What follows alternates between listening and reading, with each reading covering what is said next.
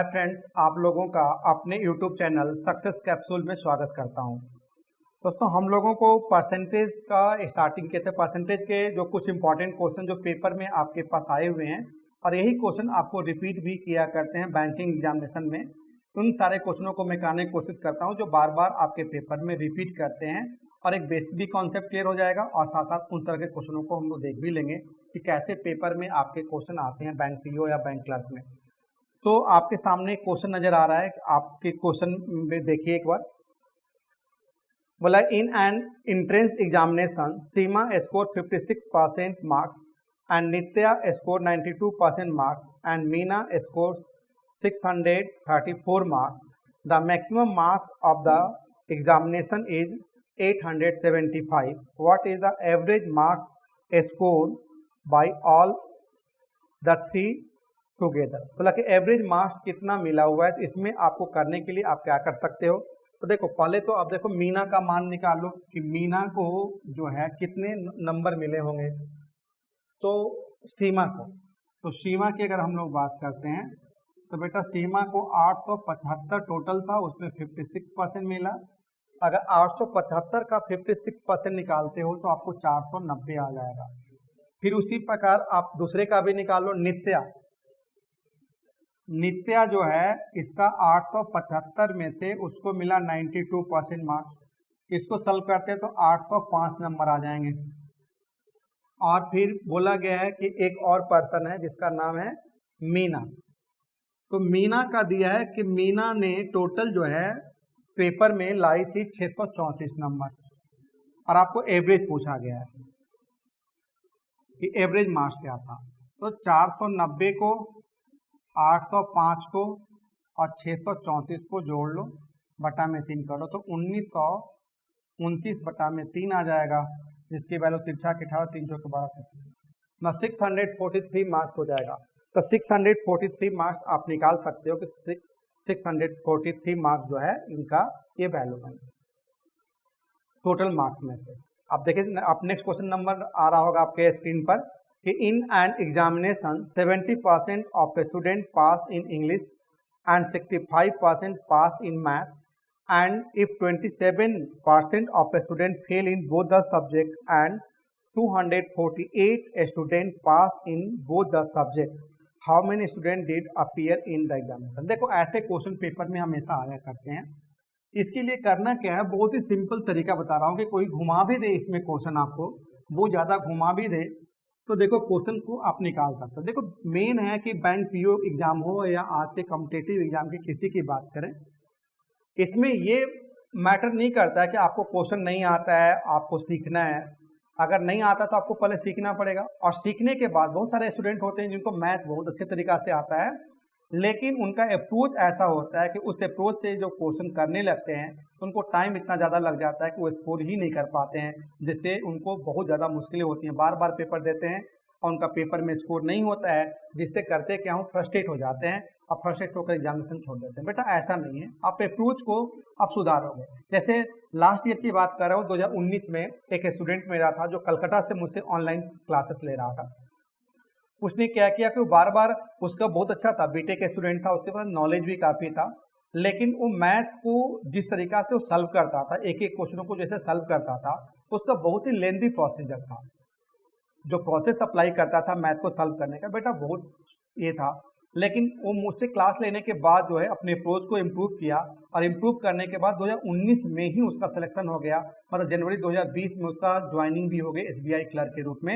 और उस साल वो टोटल 5 एग्जामिनेशन निकाला और 5 में से एसबीआई तो सबसे पहले नंबर पर आ रहा क्लर्क का, और उसका ज्वाइनिंग भी हो गया जनवरी 2020 से ऑलरेडी वो जॉब कर रहा है, अभी पीओ में लगा हुआ है। इसका मतलब हम लोग को यही करना है कि आपको सुधारना है, अपने अप्रोच को सुधारना है। अगर आपको अप्रोच सुधर गया तो आपके लिए कुछ भी मुश्किल नहीं है, क्योंकि बहुत सारे स्टूडेंटों को देखता हूँ कि वो करते क्या है कि अब उनका अप्रोच ही सही नहीं होता। उनको मैथ आता है, हो सकता है मुझसे ज़्यादा मैथ आ रही हो या मेरे बराबर आ रही हो, उनको मैथ में कमी नहीं है। जो बच्चे बीटेक कर लेते हैं तो उनको हम लोग क्या पाएंगे, बस उनको बेटा एक अप्रोच सिखाना होता है कि किस तरह के क्वेश्चनों को कैसे अटेम्प्ट लेना होता है। अगर ये चीज़ें हम लोग सीख लेते हैं तो बैंक पीओ एग्जाम निकालना बहुत ही आसान है, या बैंक क्लर्क बहुत ही आसान है। इन चीज़ों को आप डेवलप करने की कोशिश करो। इसलिए साथ साथ जो मैं क्वेश्चनों को करा रहा हूँ उनके अप्रोच को जरूर देखते चले जाओ। आपको रिसर्च नहीं करना है, एक अच्छे तरीका से अप्रोच सीखना है। 5-7 टॉपिक को करते करते अप्रोच सीख लोगे, उसके बाद मुझे लगे 10 ही मेथड ऐसे हैं, केवल 10 मेथड हैं जो पूरे मैथ में, पूरे अर्थमेटिक टॉपिक में रोटेट होते रहते हैं, और उन्हीं 10 मेथड से हर टॉपिक के क्वेश्चन निकलते हैं। इसलिए क्वेश्चन में कोशिश किया करो कि चीज़ों को कॉन्सेप्ट समझने की कोशिश किया करो कि कॉन्सेप्ट क्या है, और कुछ बेसिक तरह के पैटर्न के क्वेश्चनों को हम लोग कैसे अप्रोच करते हैं, उनकी बातें आप देखा करो। जैसे क्वेश्चन में आप दिया कि एग्जामिनेशन में 70% स्टूडेंट जो है पास हो गए इंग्लिश में, तो इंग्लिश की बात कर रहा है बेटा, इंग्लिश ले लिया, 70% स्टूडेंटों ने पास हो गए, यहाँ पर पास का डेटा दिया है। फिर आपके पास बोला गया है कि 65% पास हो गया मैथ में, कोई मैथ ही सब्जेक्ट है, मैथ में 65% पास हो गए। और बोथ का मतलब यहाँ पर होता है कि दोनों में जो कॉमन है, यहाँ पर बोथ का मतलब होता है बेटा जो दोनों में कॉमन है, मतलब मैथ में भी कॉमन है और इंग्लिश में भी कॉमन है। और दोनों में फेल हुए आपको 27%, यहाँ पर फेल की बात कर रहा है, और यहाँ पर 27% नीचे लिख दिए क्योंकि हम फेल के सामने लिखेंगे हम लोग। अब आपको मैं ये बोल रहा हूँ कि फेल हो गया, आपको ऐसे क्वेश्चनों को कंडक्ट करने के लिए, हैंडल करने के लिए करना क्या होगा, आपको किसी एक वे में कन्वर्ट करना हो, किसी एक में। सभी को पास पास में कर दो या सभी को फेल फेल में कर दो। ध्यान देना, सभी को पास पास में कन्वर्ट कर लो या सभी को फेल फेल में कर लो। मान लो ये दोनों पास था और ये फेल था, तो इस फेल को भी पास में कन्वर्ट कर लो। अगर मैं बोलूँ कि 27% बच्चे फेल थे दोनों सब्जेक्टों में कंबाइंड रूप से, तो पास कितने रहे होंगे, 63% रहे होंगे। तो बेटा यहाँ 73%, तो यहाँ पर हम लोगों ने 73% लिख दिया, दोनों में क्या थे, पास। तो जैसे इंग्लिश में 70% बच्चे पास थे, मैथ में 65% बच्चे पास थे, और दोनों का कंबाइन अगर देखें तो 73% बच्चे पास थे। अब आपको निकालना है कि टोटल में से 800, टोटल जो है दोनों सब्जेक्ट में फेल होने वाले बच्चों की संख्या 248 थी। तो देखो दो तरीका से निकालोगे, दोनों सब्जेक्टों में मतलब टोटल फेल होने वाले की संख्या, तो जितने भी अलग अलग वाले सब्जेक्ट हैं उनको आप प्लस कर कर, और जो कंबाइंड है उसको हमेशा माइनस कर लेना। मैंने क्या बोला, मतलब 3 सब्जेक्ट होता, तीनों में अलग अलग जो हैं उनको प्लस कर लेते, और तीनों का जो कंबाइंड होता है उसको माइनस कर लेंगे। ये टोटल क्या आ जाएगा, ये आ जाएगा हम लोग के पास टोटल पास परसेंट। तो टोटल पास परसेंट 77 निकालो बेटा, यहाँ पर 70 निकल गया, 3 और चाहिए, 3 इसमें से उठा ले लो, तो इसमें से 3 उठा लोगे तो आपको 62 बच जाएगा। तो 62% टोटल क्या थे, पास थे। देखो 62% पास हो गए, और 62% की ही वैल्यू आपके पास पेपर में दी गई है। 62% की वैल्यू, टोटल पास दिया हुआ कि 248 टोटल पास है, मतलब 62% की वैल्यू जो है आपके 248 दी गई है। आपको 100% की वैल्यू निकालनी है, तो 248 बटा में 62 इंटू 100 करोगे, और इसको कटा दोगे, 4 बार में कट जाएगा, मतलब टोटल हो गए 400 स्टूडेंट टोटल उस पेपर में अपीयर हुए थे। ठीक है, क्योंकि पेपर में दिया है कि टोटल जो है वो 248 बच्चे पास थे। तो आप इसमें किसी भी तरीके से ले सकते हैं, एक तो ऐसे भी लगा सकते हो, या टोटल अगर हम लोग मान लो फेल के रूप में कन्वर्ट कर लेते, तो फेल के रूप में कन्वर्ट करने के बाद भी यही वैल्यू आती। जैसे देखो, अब सिंपल सी बात है कि मैंने इसको भी फेल में कन्वर्ट कर लिया, तो 30% टोटल फेल हो गए, इसको भी फेल में कन्वर्ट कर लिया, तो इसमें 35% टोटल फेल हो गए, और इनमें से माइनस कर दिया। अब 27 माइनस कर दिया तो यहाँ पर 3 बच गया, 3 में जोड़ दोगे, यहाँ पर 3 यहाँ पर जोड़ लोगे, तो 38% क्या हो गए, ये टोटल फेल हो गए, टोटल हो गए फेल। तो अगर टोटल फेल 38% है तो टोटल पास बोल सकते हो कि टोटल पास जो होंगे वो पास कितने होंगे, 62%। और वही 62% 248 दे दी गई है, आपको 100% निकालोगे तो total value 248 divide by 62 into 100 कर लोगे, ये 4 बार में कटकर 400 हो जाएगा। तो आप टोटल फेल के रूप में भी निकाल सकते हो और टोटल पास के रूप में भी निकाल सकते हो, दोनों तरीका से आपका आंसर यही होगा। आपको ऐसे ही क्वेश्चनों को हमेशा करना है, वो किसी तरह का ऐसे क्वेश्चन दिए गए हों तो। अब हम लोग नेक्स्ट क्वेश्चन की तरफ देखते हैं कि नेक्स्ट क्वेश्चन हम लोग के पास क्या है। देखो, in an examination 30% of the student, आपके सामने नजर आ रहा है, एक बार ट्राई मारो क्वेश्चनों को, कि मैं आपको ऐसा क्वेश्चन करा भी रखा हूँ, एक बार ट्राई मारो क्या है क्वेश्चन को, क्या करेंगे। In an examination 30% of the total student fail in Hindi, 45% fail in English and 20% fail in both the subject. Find the percentage of those who pass in both the subject. आपको पास चाहिए बेटा। अब आपको फेल में दिया हुआ है कि आपको फेल वाले में किसका किसका नाम लिया, हिंदी, इंग्लिश और बोर्ड। तो हिंदी की बात कर रहा है, तो हिंदी में फेल जो टोटल दिया है, फेल की बात कर रहा है। तो हिंदी में फेल आपके पास 30% विद्यार्थी हैं। फिर इंग्लिश की बात कर रहा है और इंग्लिश में पास 45% विद्यार्थी हैं। और बोर्ड की बात कर रहा है कि बोर्ड सब्जेक्ट में जो पास हैं आपके पास 20% सॉरी फेल हैं, 20% फेल हैं। तो ध्यान से देखना, सभी फेल का डेटा दिया है। इंग्लिश में भी फेल दिया है 30% और आपके पास इंग्लिश में भी फेल दिया है 45% और 20% दोनों में फेल दिया है। और आपको पूछा कि उस पेपर में टोटल कितने परसेंट विद्यार्थी पास हुए थे। तो बेटा पहले फेल का ही निकालो, टोटल फेल से पास भी आ जाएगा।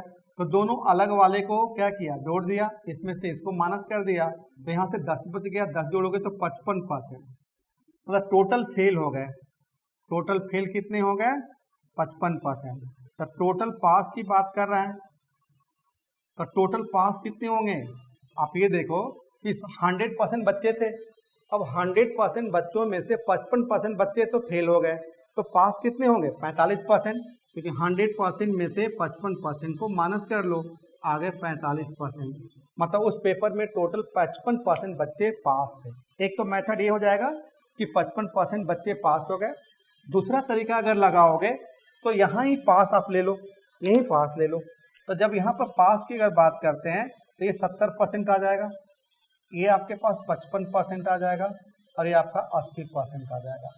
इन दोनों को जोड़कर इसमें से माइनस कर लो। अब इन दोनों को जोड़कर इसमें से माइनस कर लोगे तो 80 निकालना था, तो यहाँ 70 निकल गया, यहाँ से 10 निकाल दो, तो यहाँ से 10 निकालोगे तो 45 बचेगा, तो 45%। तो टोटल पास डायरेक्टली अब बोल सकते हो कि टोटल पास जो होंगे 45% बच्चे टोटल पास हो गए। तो इस तरह से हम लोगों ने देखा कि इन क्वेश्चनों को आंसर आराम से निकाल सकते हैं, पास के रूप में कन्वर्ट करकर या फेल के रूप में कन्वर्ट करकर। अगर आपको कोई नंबर निकाला होता तो किसी न किसी की वैल्यू दी गई होती, टोटल फेल की या टोटल पास की। तो अगर फेल दी होती तो फेल के बराबर दिखा देते, टोटल फेल के बराबर। पास दी होती तो टोटल पास के बराबर दिखाकर 1% की वैल्यू निकालते, आफ्टर दैट 100% की वैल्यू निकालते, हम लोग का आंसर आ जाता। अब चलते हैं नेक्स्ट क्वेश्चन की तरफ कि हम लोग का अगला क्वेश्चन इसमें क्या होगा। अब आप लोग के सामने नजर आएगा इसका नेक्स्ट क्वेश्चन स्क्रीन पर।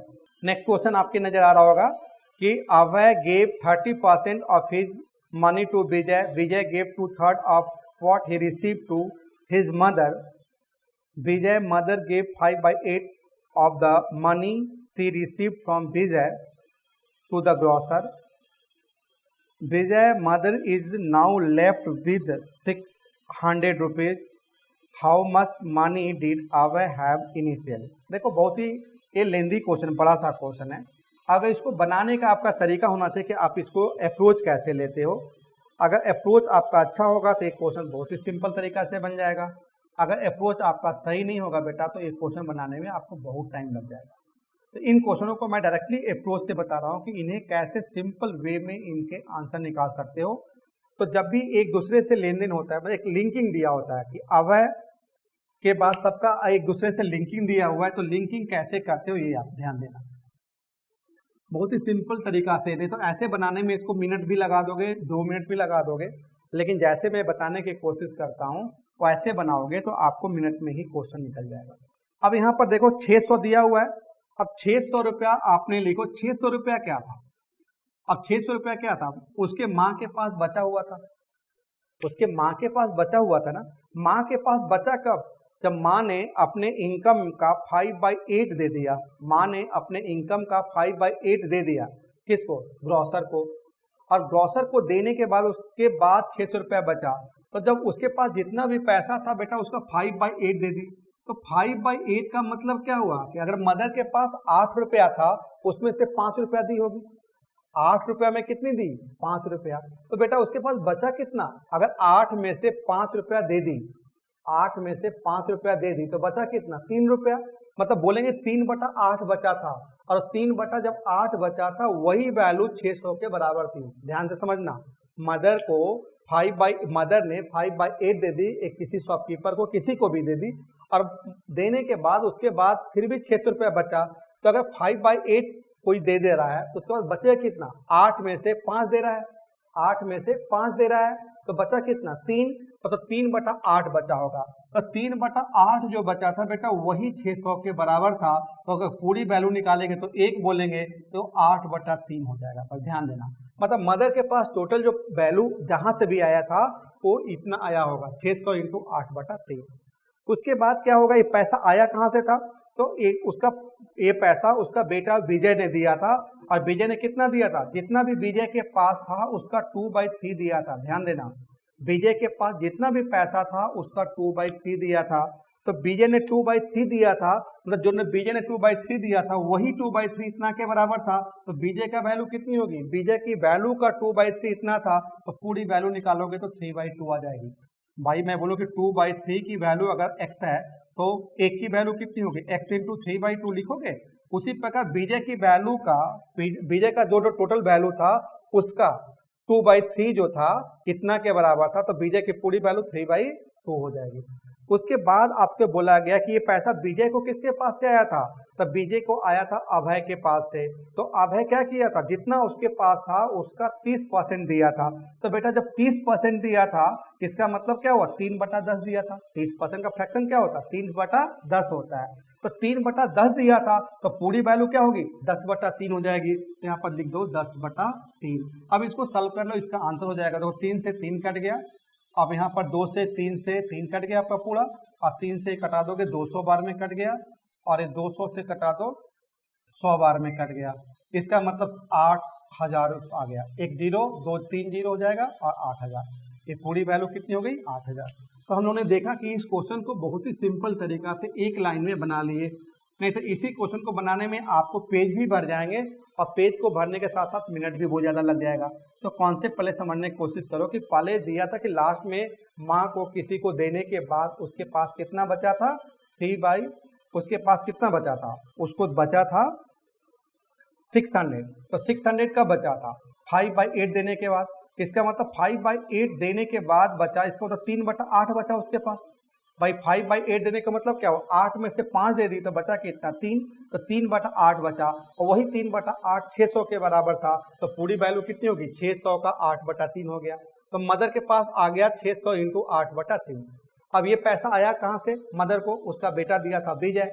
विजय ने क्या किया था, जितना उसके पास था उसका 2/3 दिया था। तो विजय के 2/3 की वैल्यू इतनी थी, तो पूरा विजय की वैल्यू क्या होगी, 3/2 हो जाएगी, उल्टा हो जाएगी। फिर उसी प्रकार ये विजय के पास कहाँ से आया, अभय के पास से आया। अभय ने कितना दिया, 30%, मतलब 3/10 दिया। तो पूरी वैल्यू उसकी कितनी हो जाएगी, 10/3 हो जाएगी। तो इसको सॉल्व कर लिया तो 8000 रुपये आ गया, 1 0 और बढ़ेगा। इसका मतलब यही आपका आंसर हो गया। तो 8000 रुपीज जाओ स्टार्टिंग में अभय के पास रहा होगा, ये हम लोग के पास आंसर मिला। चलते हैं नेक्स्ट क्वेश्चन की तरफ। देखो नेक्स्ट क्वेश्चन है, in a village 70% registered voter cast their vote in an election. बोला कि एक इलेक्शन में जितने भी वोटर्स थे, मान लो कि किसी एरिया की बात करते हैं, तो उस एरिया में जितने भी वोटर्स थे उसका 70% वोटर जो है वोट देने गए। कास्ट देयर वोट का मतलब हुआ वोट देने के लिए गए। मान लो कि सभी लोग वोट देने जाते हैं, तो जिस एरिया में, एक एरिया में 5000 वोटर लोगों का नाम वोटर लिस्ट में नाम होता है, तो क्या सभी पर्सन जो है वोट देने जाते हैं, नहीं जाते हैं। आप देखते हो शाम तक देखते हो कि 70%, 80%, 90% वोटिंग होती है, मतलब 100% लोग वहाँ पर वोट देने नहीं जाते हैं। तो बोला कि जितने भी उस एरिया के लोग थे उसमें 70% लोगों ने जाकर अपने मत का प्रयोग किया, वोट दिया। ओनली 2 कैंडिडेट, और उस इलेक्शन में 2 कैंडिडेट थे वोट लड़, मतलब इलेक्शन में कैंडिडेट थे ए और बी नाम के। बोला A on the election by 400 vote. Election होने के बाद देखा गया कि ए जो है 400 मतों से जीत गया। ए ने 400 मतों से जीत गया, ए ने उस इलेक्शन को जीत गया। कितने मतों से, 400 मतों से।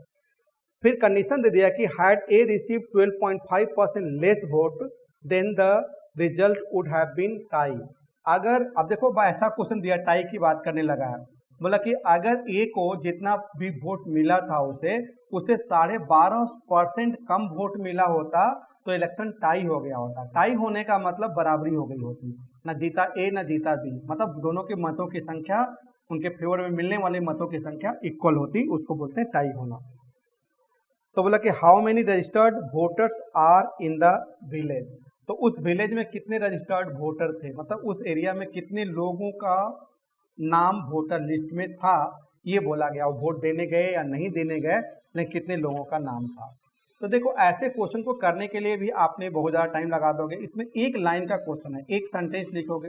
पहले आपको समझना पड़ेगा टाई का मतलब क्या हुआ। अगर मैं बोलूँ कि 400 मतों से ए जीत रहा था, तो 400 मतों से जीतने का मतलब क्या हुआ, ए का वोट, ए और बी के मिले हुए वोटों की संख्या में 400 का अंतर था, यही ना।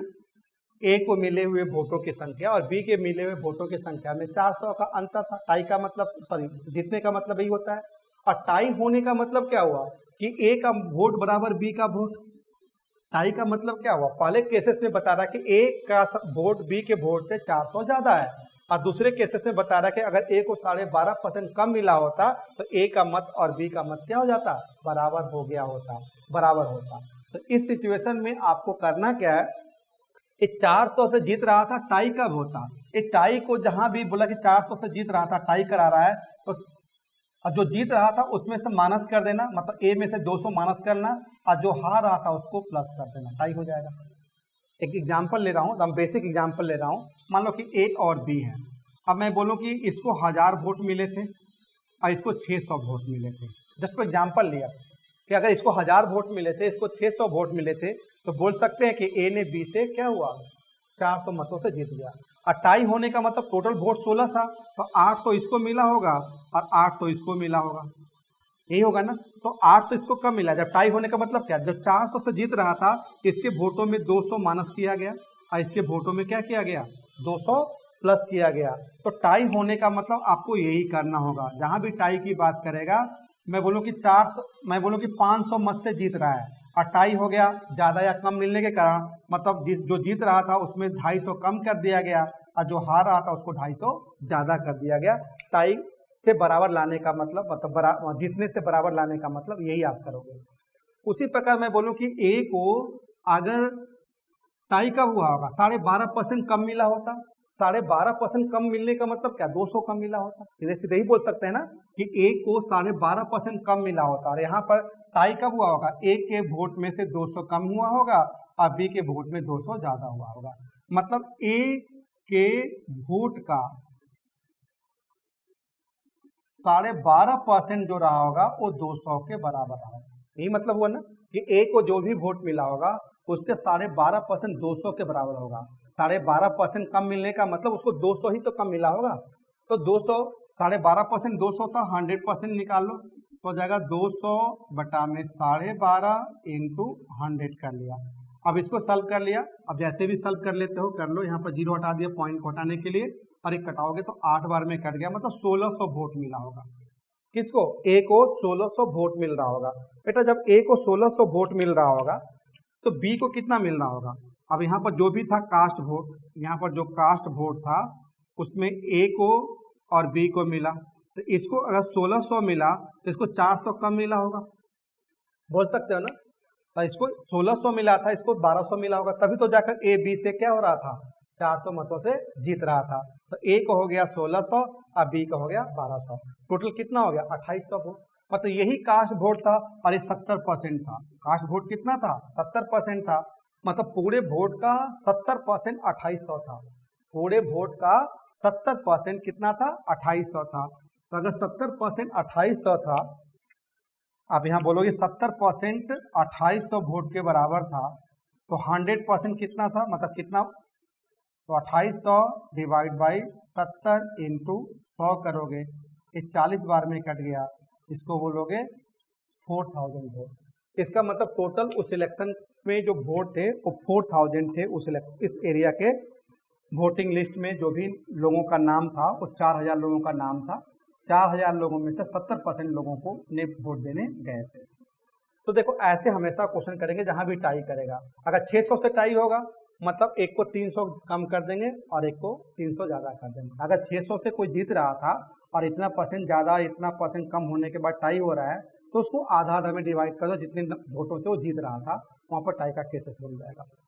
अब अगला क्वेश्चन देखते हैं। ऐसे ही एक क्वेश्चन और आपके स्क्रीन पर नजर आएगा, उसको अपने से करना। अभी देखो इसमें कुछ नहीं करना, अगले क्वेश्चन को हम लोग को सीधे सीधे आंसर निकालना है। अब आंसर कैसे निकालेंगे, अब इतने बार बार नहीं लिखेंगे, आपको समझा दिया। बोला कि एक 60% जो विलेजर जो वोट देने गए थे ए और बी दो कंटेस्टेड थे। ए जो है 600 वोटों से जीता था, ए बी से 600 वोटों से जीता था। यहाँ भी ए नहीं जीता लेकिन 600 वोटों से जीता। अब बोला कि बी को अगर 40% ज़्यादा मिले होते, भाई वहाँ पर ए को कम मिले होते या बी को ज़्यादा मिले होते तभी जीतेंगे। तो बी को 40% ज़्यादा मिले होते तो इलेक्शन क्या हो गया होता, टाई।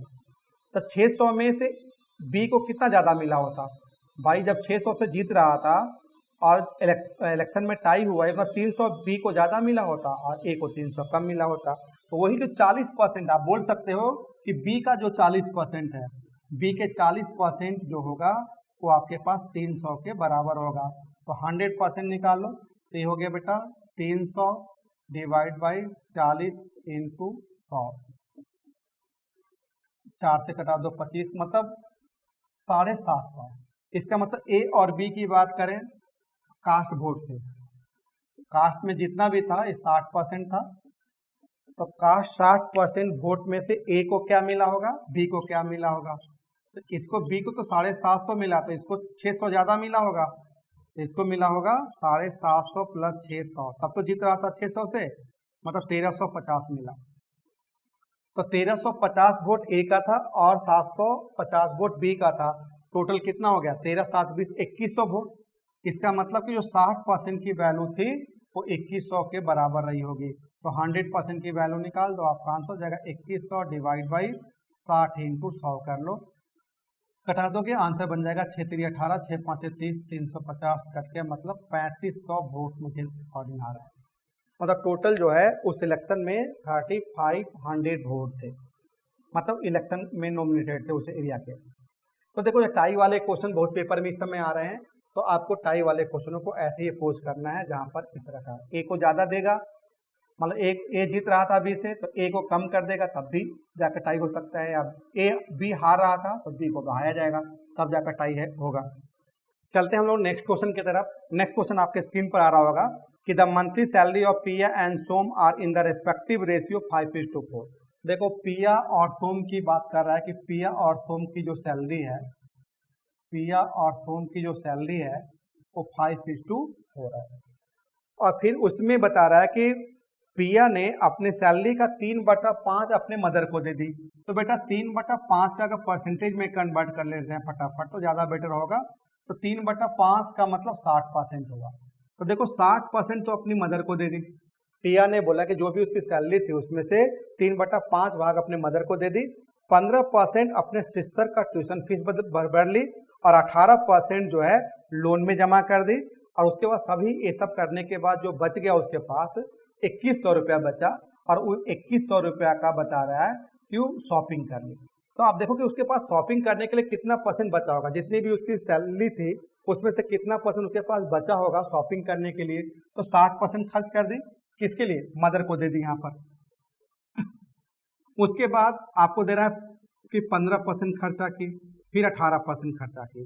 15% क्या की, 15% जो है उसमें से 15% डाल दे सिस्टर का ट्यूशन फीस, और ये फिर 18% लोन भर दी।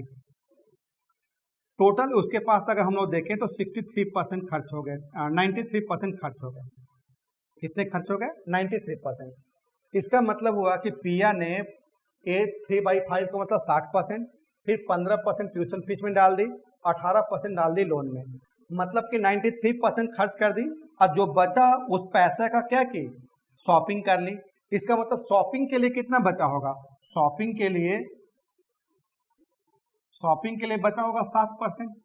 भाई जितना भी था उसमें से 90% खर्च कर दी, और जब 90% खर्च कर दी तो शॉप करने के लिए कितना बचा होगा, 7%। तो 7% की वैल्यू जो थी 2100 रुपया थी। तो 100% निकालो कि पिया के पास कितना था, तो 2100 डिवाइड बाई 7 इंटू 100 कर लोगे तो आपका आ जाएगा 30,000 रुपया। ठीक है, 30,000 4 0। तो 30,000 रुपया क्या था, पिया के पास टोटल था। और सोम के पास कितना था, एक पूछा गया सोम के पास कितना था। तो पिया और सोम के बीच में रेशियो कितना था, 5 और 4 का था उनके इनकम का। तो पिया का ये जो वैल्यू आ गई, इनकम आ गई, ये पिया का क्या आ गई, इनकम आ गई। तो पिया का इनकम हम लोग के पास आ गया 30,000।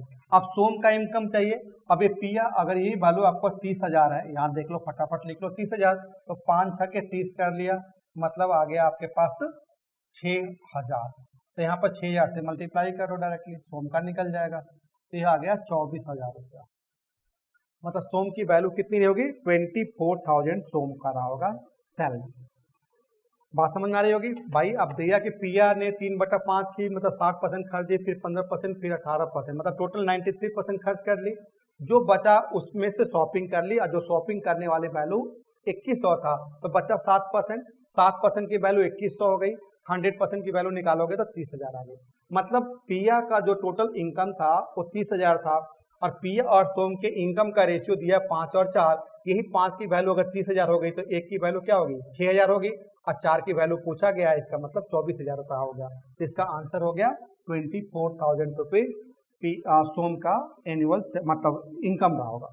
तो इस तरह से हम लोगों ने देखा कि परसेंटेज में जो क्वेश्चन कैसे किए जाते हैं, इसी तरह के पैटर्न लेटेस्ट पेपर में आपको आते हैं। इन क्वेश्चनों को अगर प्रैक्टिस कर लेते हो तो उम्मीद करते हैं कि आप लोग का पेपर में क्वेश्चन परसेंटेज से बन जाया करेगा। बस कॉन्सेप्ट इसको सिंपल सा करने की कोशिश करो कि सिंपल क्वेश्चनों को हम लोग कैसे कर सकते हैं।